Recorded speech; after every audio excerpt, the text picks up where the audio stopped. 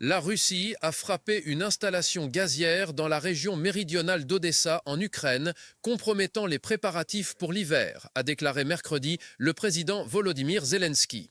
Il a indiqué que l'infrastructure gazière avait été attaquée dans le village de Novosilske, à la frontière avec la Roumanie, où se trouve l'interconnecteur Orlovka, par lequel l'Ukraine reçoit du gaz via la route transbalkanique.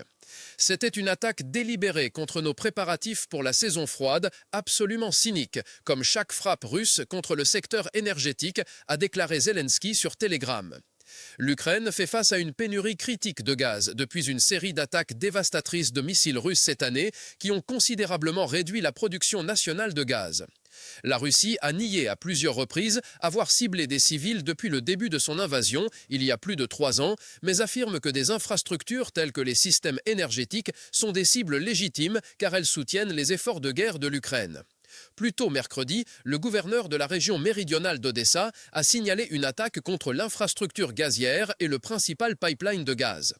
Les responsables ukrainiens de l'énergie n'ont pas précisé si l'interconnecteur avait été endommagé et si le gaz continuerait de circuler dans les pipelines.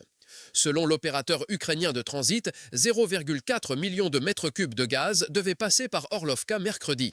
Le mois dernier, l'Ukraine a pompé un petit volume d'essais de gaz azerbaïdjanais via la route transbalkanique pour la première fois et a annoncé des plans pour augmenter considérablement les importations de gaz de la société énergétique SOCAR d'Azerbaïdjan.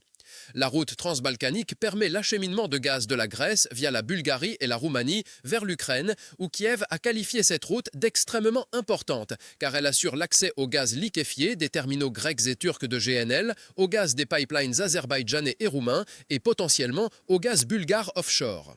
Pendant ce temps, les attaques russes de la nuit dernière ont tué 2 personnes et blessé 10 autres, dont 4 enfants, dans la région de Zaporijia. Les forces russes ont mené 567 attaques au cours des 24 heures jusqu'à mercredi matin dans 16 localités de cette région.